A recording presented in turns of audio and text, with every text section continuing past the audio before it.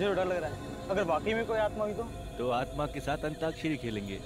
मजाक मत कर यार, अगर सचमुच में आत्मा हुई तो? हाँ तो उससे निपटने का तरीका ढूंढ लेंगे मेरे भाई, तू टेंशन मत ले। मगर कैसे? अब यार जब आत्मा आएगी ना तो आइडिया अपने आप दिमाग में आ जाएगा। चल चलते। नहीं नहीं, मैं नहीं जाऊंगा। तुझे डर लग रहा है? डरपोक? मैं डरपोक नहीं हूँ। हाँ तो चल अंदर, देखते हैं कि तू डरपोक है कि नहीं। आजा।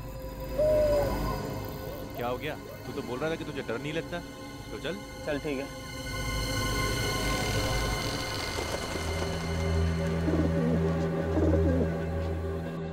चल ना।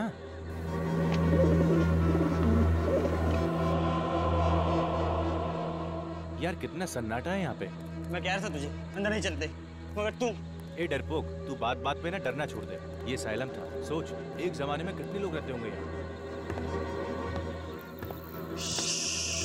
वो आवाज सुनी? किसी की सीढ़ियां चढ़ने की आवाज। अरे हाँ यार, आवाज तो मुझे भी आ रही है। मगर यार कोई नजर नहीं आ रहा। अब तो मुझे भी डर लग रहा है यार। ये आवाज तो बढ़ती ही जा रही है। कहीं ये आवाज हमारी तरफ तो नहीं आ रही? वो देखो कौन है।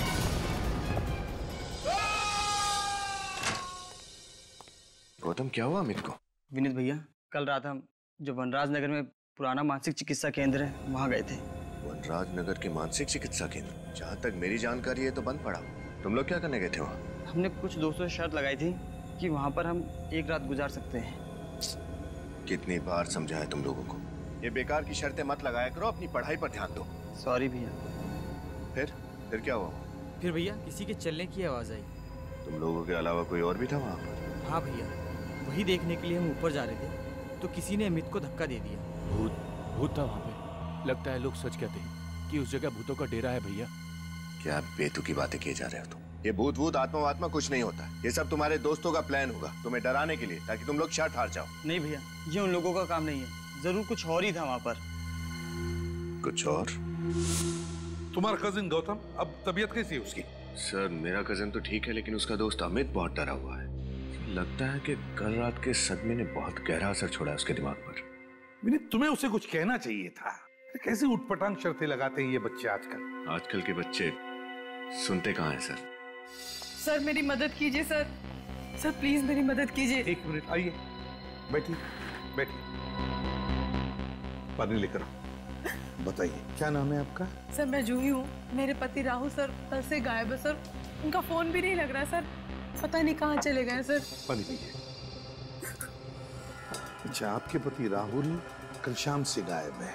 जी सर। अच्छा, कोई फोन वोन आया था उनके बारे में? किसी ने फोन किया था?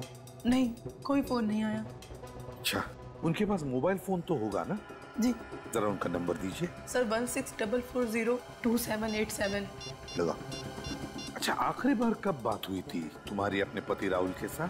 सर कल जब वो ऑफिस में थे तब मेरी बात हुई थी सर, उसके बाद वो घर ही नहीं आए। राहुल जी काम कहाँ करते हैं? सर टिस्टो नाम की एक एड एजेंसी में। अच्छा, टिस्टो एड एजेंसी। जी सर। देखिए बिल्कुल घबराइए मत, आपके पति को हम ढूंढ निकालेंगे। Thank you sir. सर हाँ सर, मोबाइल कंपनी से राहुल के मोबाइल का लोकेशन पता चल गया है। कहाँ पर है? सर उसका मोबाइल वनराज नगर इलाके के एक पुराने बंद पड़े असाइलम में है। वनराज नगर के असाइलम में? सर कल रात को गौतम और अमित भी वहीं गए थे। गौतम और अमित दोनों भी वनराज नगर के बंद पड़े असाइलम में गए थे कल रात। और इस जूही का पति राहुल, उसके फोन का आखिरी लोकेशन भी वनराज नगर ही था। सारा चक्कर क्या है? वनराज नगर असाइलम।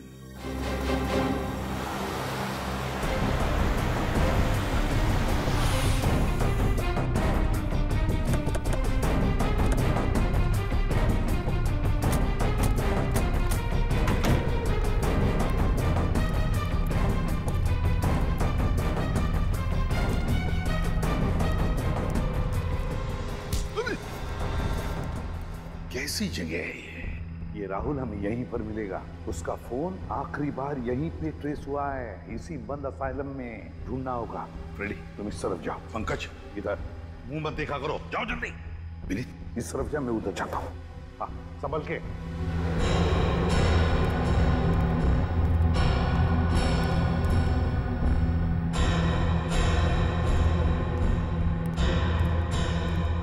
हमेशा गलत जगह पे मुझे ही लेके जाते हैं।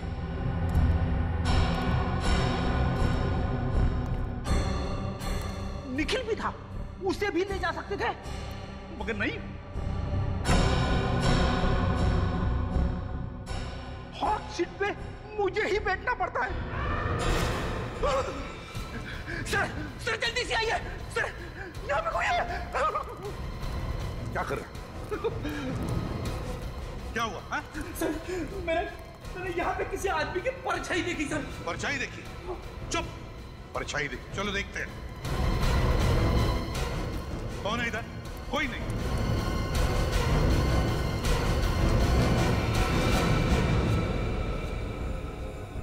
कहीं ये राहुल तो नहीं? फोटो दिखा, उसके पत्नी ने दिया हुआ। ये राहुल ही तो है। सर कितनी बेरहमी से इसकी गर्दन मरोड़ी है। जिसने भी किया है ना, कोई ताकतवर इंसान है। मुझे जो लग रहा है वो अगर मैं बोलूंगा तो चुप रहो। परछाई वाला आदमी वही खूनी है, वही खूनी है।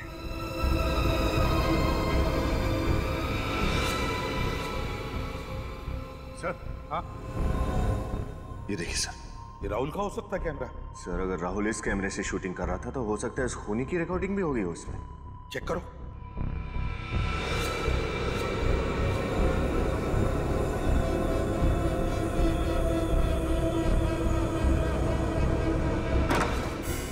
जो दरवाजा बंद होने की आवाज है, इसका मतलब कोई तो है यहाँ।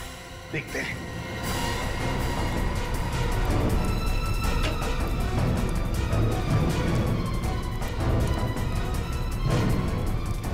देखो कहां से आवाज आ रही है। सर यहाँ पर लाइट चल रही है, लगता है कोई रहता है यहाँ। हाँ,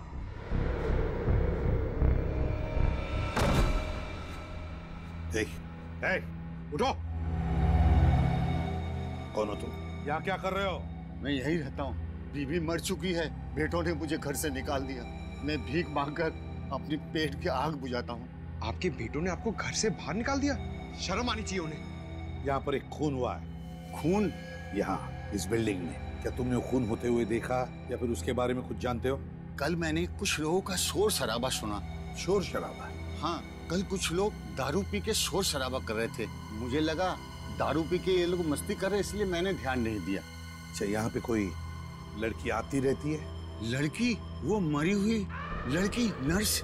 नर्स? नर्स है वो? हाँ, वो खून की प्यासी है। वो अपना बदला लेने के लिए चारों तरफ भटकती फिरती है। खून की प्यासी आत्मा। सर, आत्मा। कौन हो सकता है ये ताकतवर इंसान जिसने इतनी बेरहमी से राहुल को मारा है? सर, हाँ, फुटेज रेडी है, दिखा।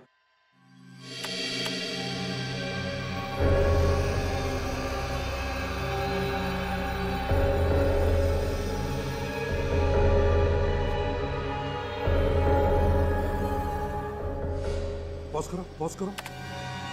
जिसकी भी परछाई है उसके सिर पर भी कुछ पहना है, टोपी जैसे। नर्सेस के सिर पर जैसे वो टोपी होती है, उस तरह का। हाँ सर, वो बुजुर्ग आदमी भी तो बता रहा था ना कि असाइलम में एक नर्स आती। तो आगे प्ले करो।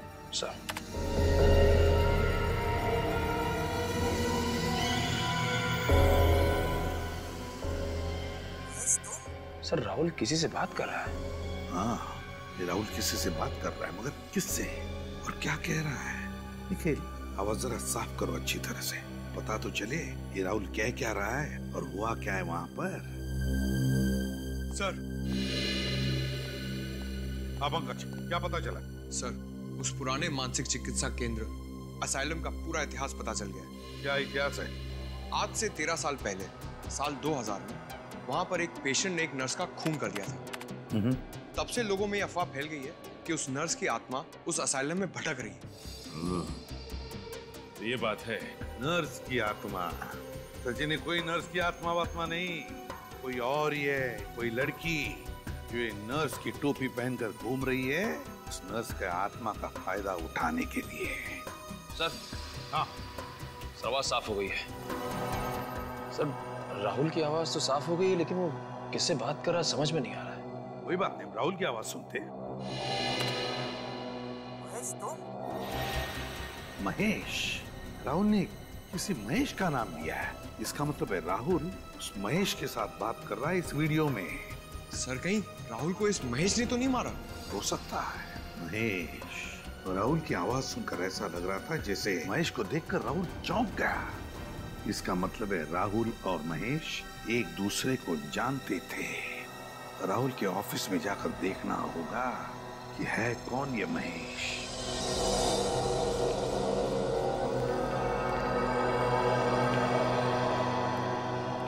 जी कहिए, किससे मिलना है आपको? आप कौन है? जी मैं इस एड एजेंसी का क्रिएटिव हेड हूँ। हम लोग सीआईडी से हैं। आपके ऑफिस में राहुल काम करता था, उसके बारे में कुछ पूछताछ करनी है। राहुल हमारे लिए एड फिल्में बनाया करता था, सबसे काबिल एड फिल्म डायरेक्टर था वो, लेकिन बहुत गलत हुआ उसके साथ। वैसे आप लोग क्या पूछना चाहते हैं? देखिए, अक्सर इंसान के दुश्मनों की गिनती उसकी कामयाबी की सीढ़ियों की तरह बढ़ती जाती है। आप हमें ये बताइए कि इस ऑफिस में राहुल का कोई दुश्मन था क्या? कोई ऐसा था जो उसकी कामयाबी से चलता था? जी बिल्कुल नहीं सर। देखिए, हम सभी यहाँ पर एक परिवार की तरह मिलजुल कर काम करते हैं। किसी की किसी से कोई ईर्ष्या या दुश्मनी नहीं है। ये सब कहने की बातें हैं। अक्सर लोगों को अपने करीबी लोग या दोस्तों की कामयाबी से पेट में दर्द तो होता ही है। क्यों? देखिए, मैं आपकी बात से इनकार तो नहीं करता, लेकिन राहुल की किसी के साथ कोई खास दुश्मनी नहीं थी। महेश से? महेश? कौन महेश? कौन महेश? इस एड एजेंसी में महेश नाम का आदमी काम करता है ना? जी नहीं। तो राहुल के मुंह से कभी महेश का नाम सुना? जी कभी नहीं। राहुल का कोई टेक्स्ट तो होगा ना यार? हाँ है। क्या हम देख सकते हैं? जी हाँ, आइए मैं आपको दिखाता हूँ। अच्छा, राहुल को वनराज नगर के पुराने असाइलम में इस एड एजेंसी ने भेजा था? जी नहीं, हमने नहीं भेजा। ये है राहुल का टेक्स्ट। अच्छा ये बताइए कि पिछले कुछ दिनों से राहुल किसी बात को लेकर परेशान था क्या? जी हाँ, पिछले कुछ महीने से वो काफी छुट्टियां लेने लगा था। महीने में 4-5 छुट्टियां तो ले ही लेता था। और ये 4-5 छुट्टियां किस लिए लेता था? ये तो पता नहीं। मैंने कई बार जानना चाहा, लेकिन हर बार वो बात को टाल गया। उसने कभी मुझे ठीक ठाक जवाब नहीं दिया। जवाब मिल गया है। ये देखिए सर, राहुल की छुट्टियां लेने का कारण ये रेड ग्रेप्स प्रोडक्शन। राहुल तो इस एड एजेंसी में काम करते करते इसने खुद का प्रोडक्शन हाउस भी खोल लिया। राहुल ने खुद का प्रोडक्शन हाउस खोल लिया और हमें पता तक नहीं। हो सकता है सर ये अपनी ही किसी शूटिंग के सिलसिले में उस मानसिक चिकित्सालय गया, मगर उसने हमें किसी भी बात की भनक तक लगने नहीं थी। भनक लगने देता कैसे? अगर आप लोगों को पता चलता कि राहुल खुद का प्रोडक्शन हाउस खोल के बैठा है, तो क्या आपकी एड एजेंसी उसे एड फिल्म बनाने देती? ये बात तो है। जरा देखो कुछ और मिलता है क्या?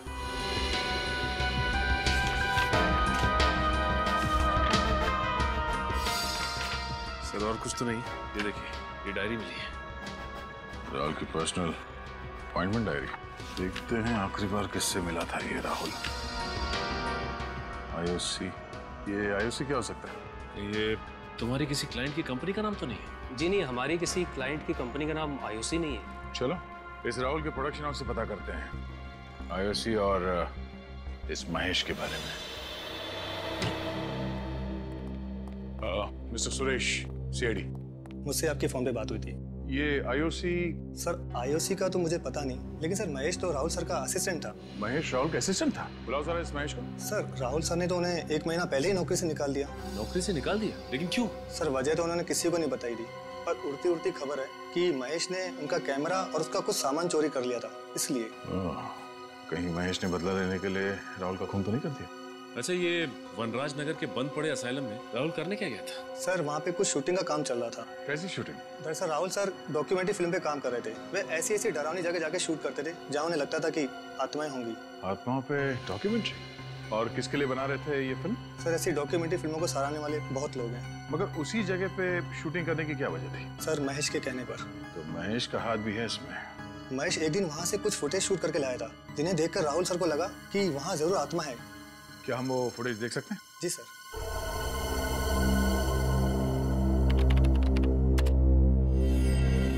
सर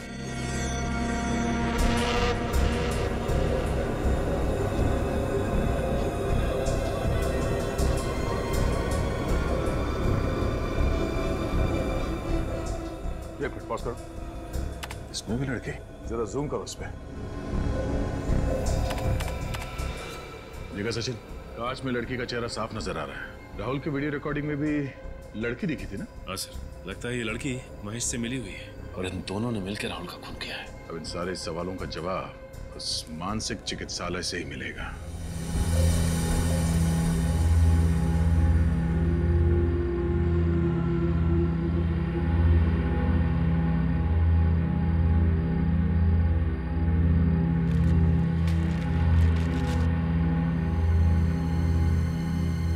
वो खूनी यहाँ आएगा जरूर।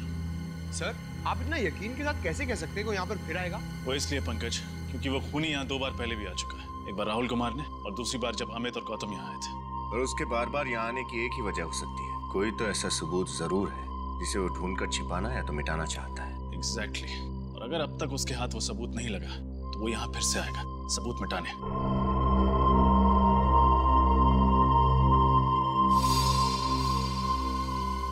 ये देखिए, खून की प्यासी नर्स। अब इसकी प्यास जेल में ही बुझेगी। ये मेन हॉल में है, चलो। अरे अभी तो इधर थी, कहाँ गई? ये तो उसी आदमी की आवाज है जो यहाँ रहता है। ऊपर चलो, ऊपर।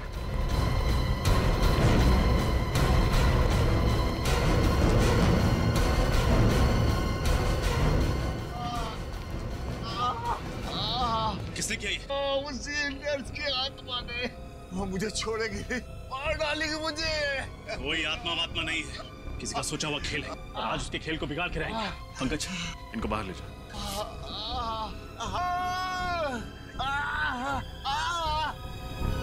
विनीत, इस कमरे की अच्छी तरह तलाशी लो। कोई तो वजह होगी कि वो खूनी इस बुजुर्ग आदमी को मारना चाहता है।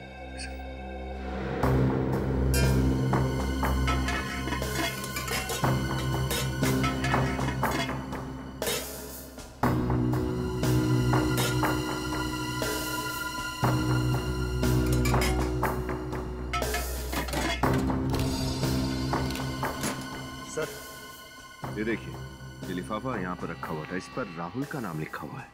राहुल का नाम? ये लिफाफा आईओसी लैब ने भेजा। एक मिनट, राहुल की डायरी में आईओसी लैब के साथ अपॉइंटमेंट के बारे में लिखा था ना? सर, कहीं ये खूनी इस लिफाफे को ढूंढने तो यहाँ बार बार नहीं आता? देखते हैं इसके अंदर क्या है। What? एक लड़की की हड्डी के टुकड़े की फोरेंसिक रिपोर्ट? ये क्या नई पहेली है? एक लड़की की हड्डी की फोरेंसिक रिपोर्ट इस बुजुर्ग आदमी के कमरे में क्या कर रहे हैं? सर, कहीं ये रिपोर्ट इसे राहुल की लाश के पास तो नहीं मिली और ये उठाकर उसे यहाँ ले आया? हो सकता है विनीत, या फिर ऐसा भी हो सकता है कि राहुल ने मरने से पहले ये लिफाफा आकर इस कमरे में छुपा दिया, उस समय जब ये बुजुर्ग आदमी इस कमरे में नहीं थे। शायद ऐसा ही हुआ होगा सर, वरना पूछताछ करने के बाद ये आदमी हमें इस लिफाफे के बारे में जरूर बताता, लेकिन इसने कुछ नहीं बताया। हाँ विनीत, ये बात भी है। आईओसी लैब से हड्डी का टुकड़ा साड़ू के साहब को भेज दो।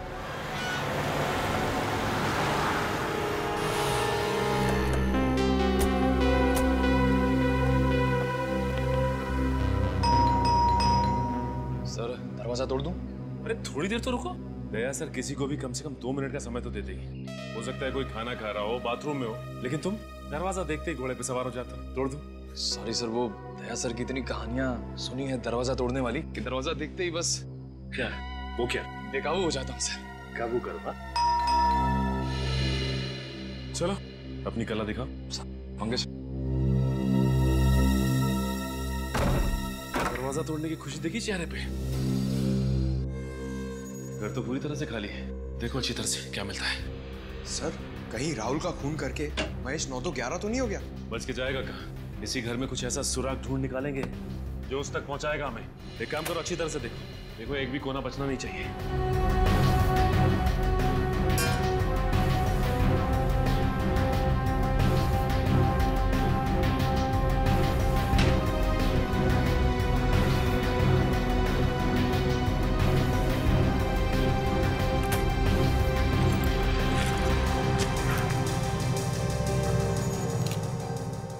सर, महेश की कबर्ड में से ये बैग, ये ट्राइपॉड और ये स्टिल कैमरा मिला है।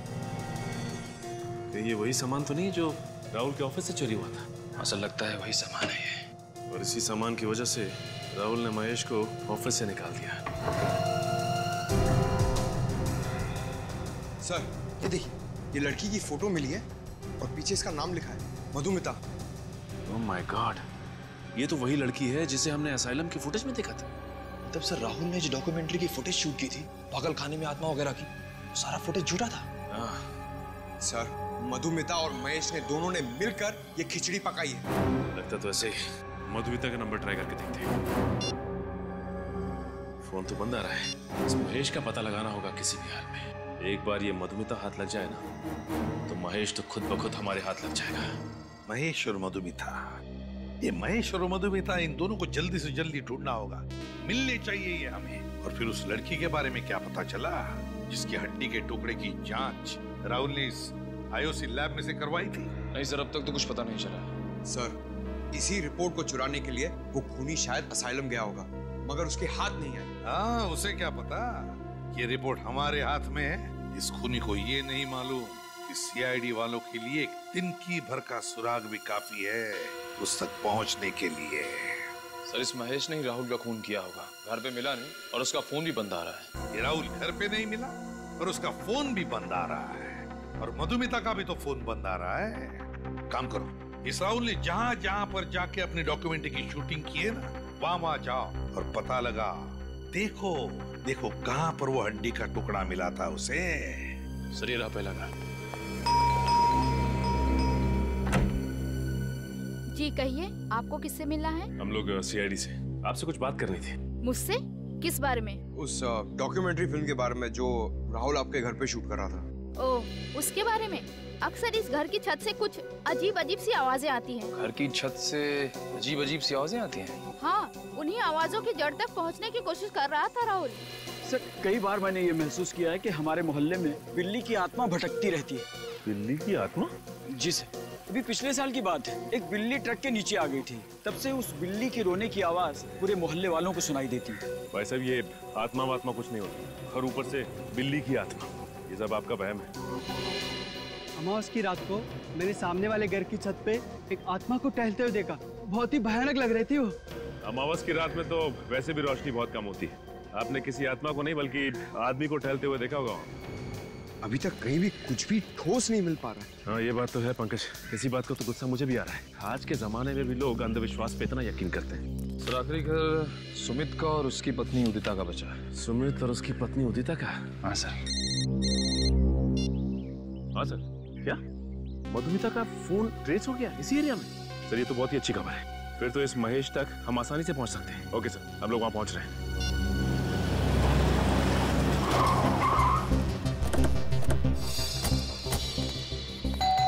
यहीं पे ट्रेस हुआ था मधुमिता का मोबाइल। दरवाजा तो खुला हुआ है।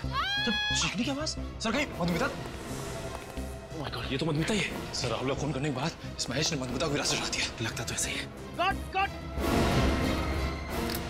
क्या हो रहा है सब? कौन है आप लोग? हाँ, और यहाँ पे क्या कर रहे हैं? अच्छा किया जो आप खुद ही चले आए गिरफ्तार होने के लिए। दो तो खून किए हैं आपने। एक मिनट, यहाँ पे कोई खून नहीं हुआ है। शूटिंग चल रही है। मधुमिता, उठो और बताओ इन्हें। मधुमिता। Yes sir. तुम फिर से शॉट में सो गई थी? नो सर, ये लोग एक्टर नहीं है। मुझे तो लगा आपने मुझे बिना बताए सीन में कुछ बदलाव कर दिया सर। बदलाव तो इनकी जिंदगी में अब सीआईडी लाएगी। आप लोग सीआईडी से? जी हाँ, सीआईडी से। सर, पर हमने तो कोई कानून नहीं तोड़ा, और यहाँ पर हम परमिशन लेके शूट कर रहे हैं। हमें सब कुछ पता है कि तुमने क्या किया है। सब कुछ? जी हाँ, सब कुछ। ये डॉक्यूमेंट्री शूट करने के बहाने ये जो अंधविश्वास फैला रहे हो ना तुम, सब कुछ मालूम है हमें कि उस पागल खाने में शूटिंग भी तुम्ही ने की थी। मगर सर, और हमें ये भी पता है कि राहुल का खून तुमने किया। तुमने। ये सब झूठ है, सब बकवास है। सब सारी बकवास ब्यूरो में समझ में आ जाएगी।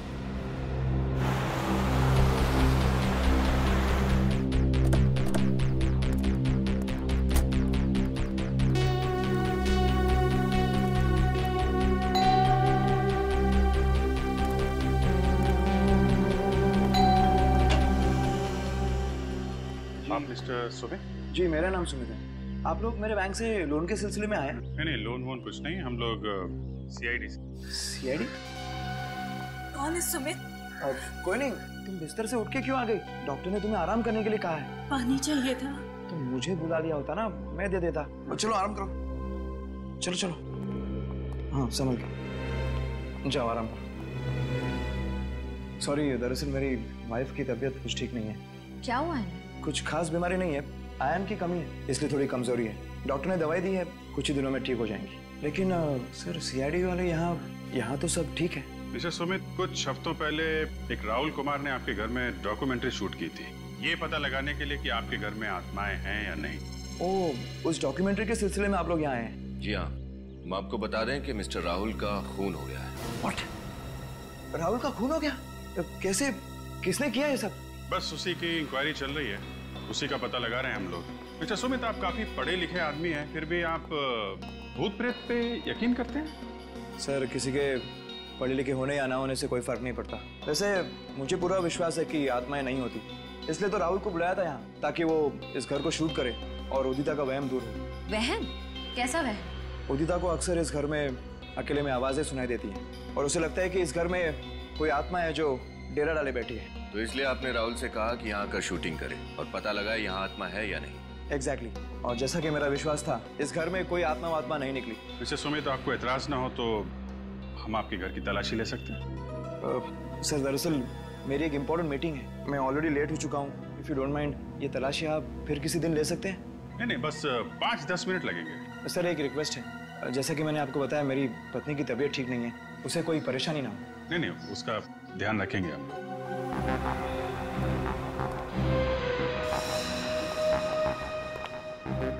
इस फोटो में आप, आपकी वाइफ के अलावा ये नेहा है सर। नेहा? जी, यहाँ पेइंग गेस्ट के तौर पे रहती थी।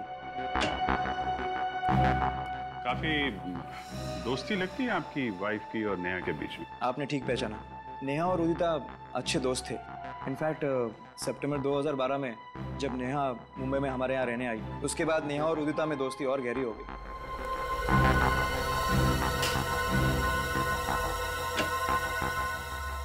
वैसे सर, आपको किस चीज की तलाश है? कोई ऐसा सुराग जिससे इस केस की तह तक हम लोग पहुंच सकें। लेकिन सर, आपको ऐसा क्यों लग रहा है कि वो सुराग मेरे घर पे मिलेगा? नहीं, जिन जिन घरों में राहुल ने शूटिंग की है, हम सब जगह जा रहे हैं। सिर्फ आपके घर में नहीं है, सभी जगहों पे जा रहे हैं हम लोग।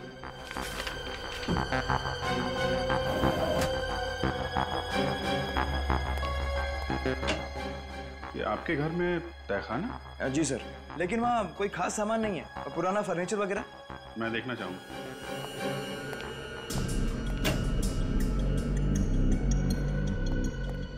सर, तहखाना काफी दिनों से साफ नहीं किया है, मकड़ी के जाले वगैरह होंगे, आपके कपड़े गंदे हो जाएंगे। कपड़ों की चिंता मत कीजिए, आप जरा लाइट जलाइए। जी।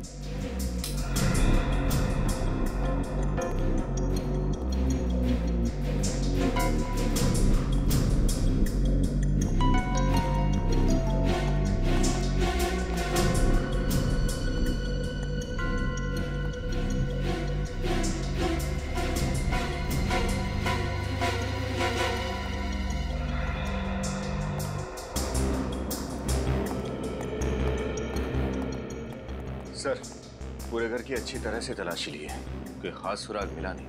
मैंने कहा था ना सर, आपके मतलब कि कोई चीज़ यहाँ नहीं मिलेगी। ठीक है सुमित जी, अभी तो हम लोग जा रहे हैं, लेकिन जरूरत पड़ी तो आपको दोबारा परेशान करेंगे। सर, आप बेवजह हम पर शक कर रहे हैं, हमने राहुल का खून नहीं किया। हर खूनी यही कहता है कि उसने खून नहीं किया। राहुल का कैमरा तुमने चुराया, उसका बाकी का सामान भी तुमने ही चुराया है ना? चुराया नहीं था सर, बिना कहे कुछ समय के लिए इस्तेमाल किया था। ये डॉक्यूमेंट्री फिल्म शूट करनी थी और इसलिए राहुल ने तुम्हें नौकरी से निकाल दिया और तुमने उसकी जान ले ली। आप क्या कह रहे हैं? इतनी छोटी सी वजह के लिए मैं उसकी जान क्यों लूंगा? ओहो, नौकरी से निकाल दिया वो तुम्हें छोटी सी वजह लगती है? हा? ये तो बहुत बड़ी वजह है, समझे? हमारे लिए तो ये बहुत बड़ी वजह है। अब तुम मधुमिता, तुम्हारा क्या कहना है? सर, मुझे इस सब में क्यों फंसाया जा रहा है सर? कोई पता नहीं रहा तुम्हें यहाँ पर, समझे? सर देखिए, मैं तो सिर्फ एक एक्ट्रेस हूँ, मुझे जो भी किरदार मिलता है मैं बस पूरी ईमानदारी से उसे निभाती हूँ सर। हाँ, ये तो बड़ी ईमानदारी से अपना किरदार निभाती है, इतनी ईमानदारी से कि इसे पता ही नहीं चलता वो कौन सा किरदार निभा रही है और किस लिए, है ना? जानते हो इस लिफाफे में क्या है? नहीं, क्या है? इस लिफाफे में उस लड़की की हड्डी की डीएनए रिपोर्ट है जो राहुल ने लैब में भेजी थी। हड्डी की डीएनए रिपोर्ट? हाँ, हड्डी की। तो बताओ, राहुल के अलावा और किसकी जान ली है तुमने? वो लड़की कौन थी जिसे मारा तुमने? मैंने किसी की जान नहीं ली। आप मेरा यकीन क्यों नहीं करते? तो फिर वनराज नगर क्यों गए थे? असाइलम में राहुल के पीछे पीछे, हाँ? उसे डराने के लिए। पर वो सब मजाक था, सिर्फ मजाक। हाँ, मैं राहुल से बदला लेना चाहता था, लेकिन उसे डरा कर, उसे मार कर नहीं। अच्छा। और डराने के लिए तुम मधुमिता को लेकर गए थे ना, नर्स की आत्मा बनाकर, है ना? नर्स की आत्मा? हाँ, नर्स की आत्मा। बिल्कुल नहीं सर, महेश के साथ इससे पहले मैंने सिर्फ एक ही बार शूटिंग की थी और उसमें मैं नर्स नहीं बनी थी सर। हाँ सर, वहाँ मैं अकेले ही गया था, मेरे साथ कोई नहीं था।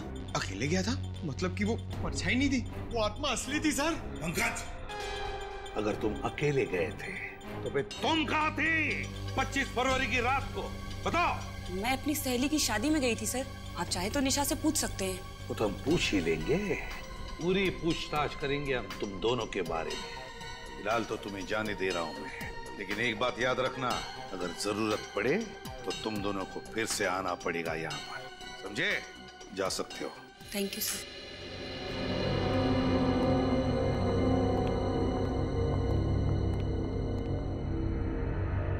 सर ये गुत्थी तो और भी ज्यादा उलझती जा रही है। अगर वो परछाई इस मधुमिता की नहीं थी तो फिर किसकी थी? पता चल जाएगा विनीत, वो परछाई किसकी थी पता चल जाएगा। ये गुत्थी अब धीरे धीरे सुलझती जा रही है। ये गुत्थी सर, इसका मतलब इस केस में कोई और भी लड़की शामिल है? हो सकता है। हमारे फोरेंसिक लैब का रिपोर्ट कहाँ है? Yes sir.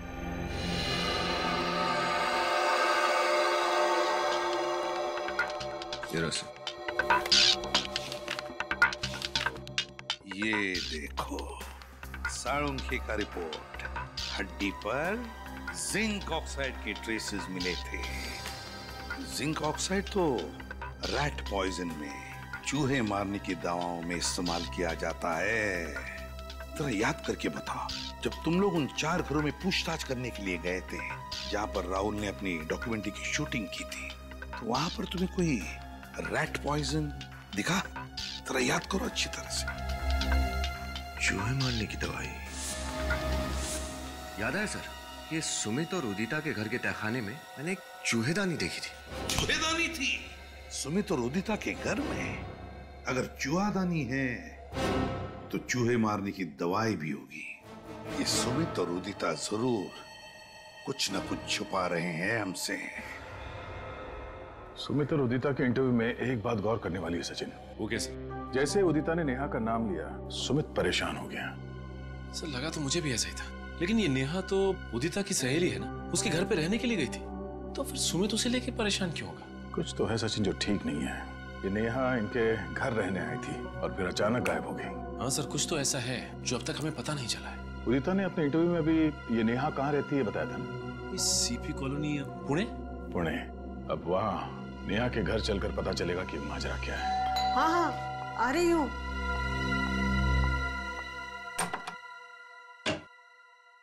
कौन है आप लोग? किससे मिलना है? आज हम लोग सीआईडी से, नेहा से मिलने आए। सीआईडी से? जी हाँ, सीआईडी से। मतलब नेहा का पता चल गया? पता चल गया मतलब? हम लोग नेहा से ही मिलने आए। मुझे लगा आपको मेरे बच्चे मिल गए। कहाँ है नेहा? पता नहीं, 1 महीना हो गया लापता, ना कोई फोन ना कोई खबर। भगवान जाने मेरी बेटी किस हाल में होगी। आप बिल्कुल फिक्र मत कीजिए, आपकी बेटी नेहा को हम लोग ढूंढ निकालेंगे। अच्छा ये बताइए कि किसी ने फोन किया था आपको? हो सकता है आपकी बेटी को किसी ने अगवा किया। कोई फोन आया था? नहीं बेटा, मैं तो विधवा हूँ। किसी तरह नेहा को पढ़ाया लिखाया, इस काबिल बनाया कि वो अपने पैरों पर खड़े हो जाए।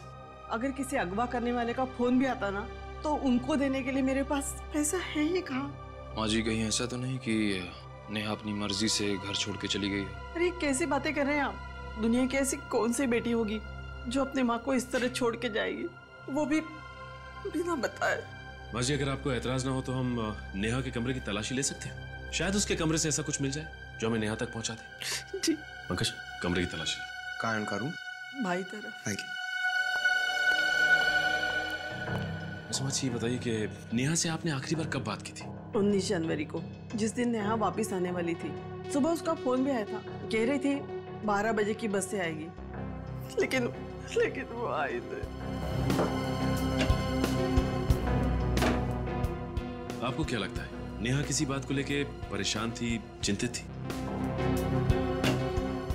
नेहा ने खुद तो अपनी परेशानी के बारे में कभी नहीं बताया, लेकिन माँ हूँ उसकी तो। आपको क्या लगता है किस बात को लेके नेहा परेशान थी? क्या वजह थी उसकी परेशानी की? बेटा नेहा बड़े बड़े सपने लेकर मुंबई शहर गई थी। उसमें कुछ बन दिखाने का हौसला था, इसलिए जब उसने कहा कि वो हमेशा हमेशा के लिए वापस आ रही है, तभी मैं समझ गई थी कि जरूर कुछ हुआ है जिसकी वजह से मेरी बेटी की सोच अचानक इस तरह बदल जाएगी।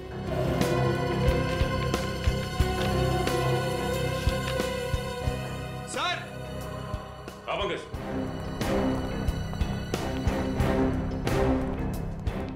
सर, यहाँ गौर कीजिए।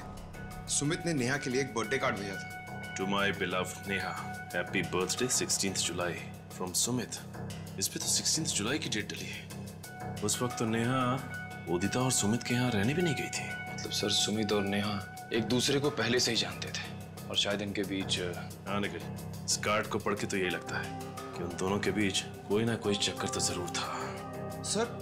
सर उस हड्डी की फोरेंसिक रिपोर्ट जो हमें उस बुजुर्ग आदमी के घर पे मिली थी, वो नेहा की तो है। हो सकता है। निखिल, नेहा का हेयर ब्रश उठा लो। नेहा के बाल का डीएनए टेस्ट करवाते हैं, पता चल जाएगा कि वो हड्डी नेहा की है कि नहीं। अरे सूरज सर, आप बिल्कुल टेंशन मत लीजिए। हाँ, अपना प्लान एकदम परफेक्ट चल रहा है। अरे एसीपी सर के लैपटॉप से जो मैंने डेटा चुराया था ना, वो मैंने डीसीपी सर को भेज भी दिया है। अरे बिल्कुल टेंशन मत लीजिए, सब सही है। मैं आपको बाद में फोन करता हूँ। सर,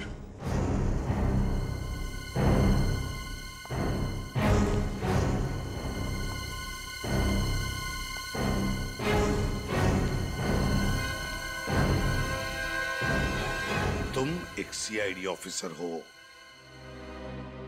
एक सीआईडी ऑफिसर, समझे?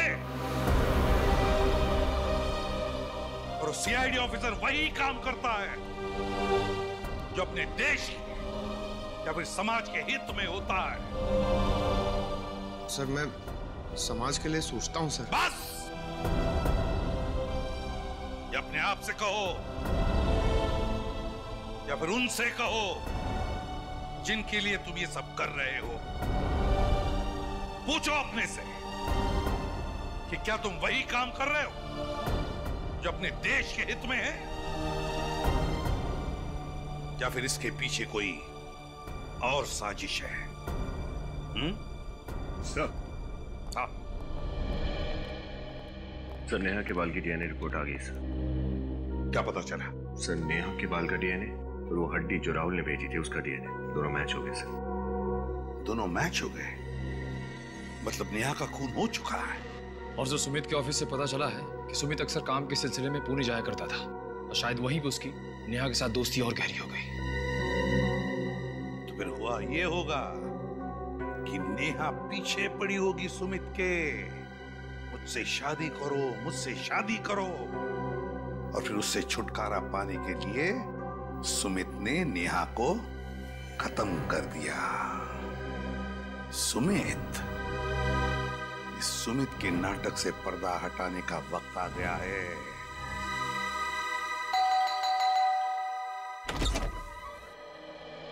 जी, आप लोग?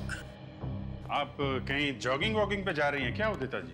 जी नहीं, बस ऐसे ही टहलने जा रही थी। अच्छा, सुमित कहाँ है, जरा बुलाइए। सुमित तो घर पर नहीं है। कहीं आप झूठ तो नहीं बोल रहे? भला मैं आप लोगों से झूठ क्यों बोलूंगी? पर आप लोग सुमित को क्यों ढूंढ रहे हैं? बहुत जल्द पता चल जाएगा। श्रेया, विनीत, अच्छी तरीके से घर की तलाशी लो। लेकिन अरे, आप लोग पहले इस घर की तलाशी ले चुके हैं, तो अभी दोबारा?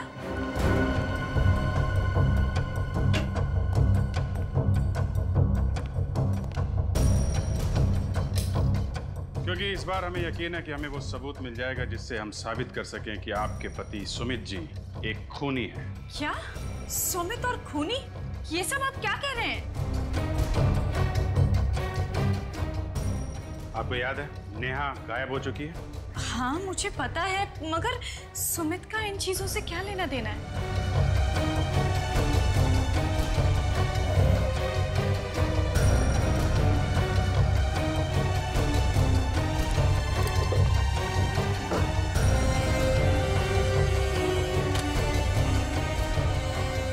क्योंकि वो गायब नहीं है, उसका खून हुआ है और सुमित ने मारा है उसे। सुमित ने नेहा का खून किया? ये सब आप क्या कह रहे हैं?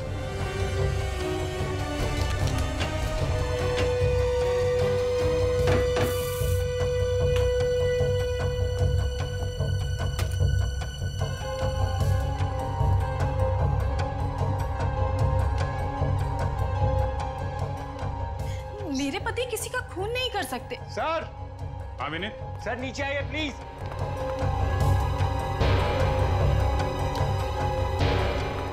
हाँ विनीत। सर ये देखिए सर।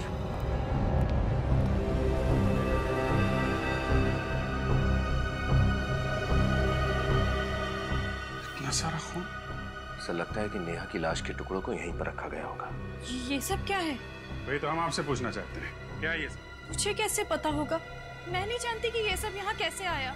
एक लड़की नेहा जो आपके घर में पेइंग गेस्ट के तौर पे रहती है, आपकी सबसे अच्छी सहेली, वो अचानक गायब हो जाती है, आपको कुछ पता नहीं चलता? सर लेकिन उदिता,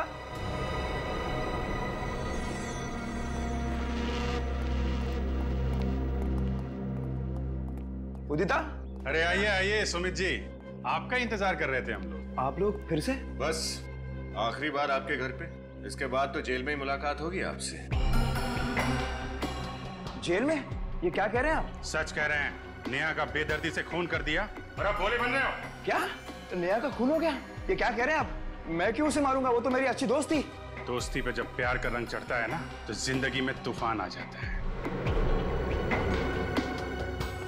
देखिए, जैसा आप सोच रहे हैं वैसा कुछ भी नहीं है। मिस्टर सुमित, तुमने जो नेहा को प्यार भरा ग्रीटिंग भेजा था, वो हमारे हाथ लग चुका है। सुमित क्या बोल रहे हैं? कौन से ग्रीटिंग कार्ड की बात कर रहे हैं ये लोग? उदिता, इन पर विश्वास मत करो, ये लोग झूठ बोल रहे हैं।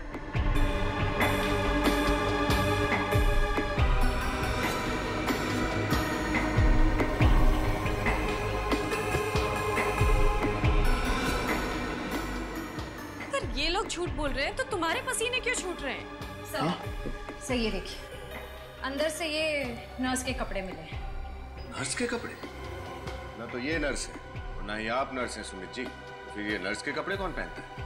भूल गए विनीत, राहुल के खूनी ने भी नर्स के कपड़े पहने हुए थे। सर और तो और ये मार्शल आर्ट्स के कपड़े भी मिले हैं, ब्लैक बेल्ट के साथ। ओह, तो आप मार्शल आर्ट भी जानते हैं? नहीं सर, मैं मार्शल आर्ट नहीं जानता, वो तो उदिता जानती है।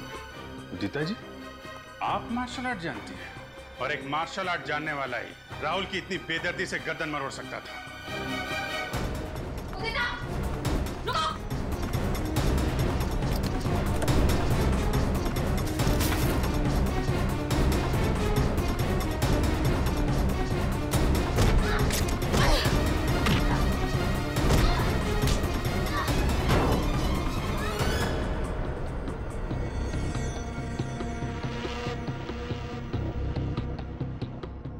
खेल कूद का टाइम खत्म हो गया।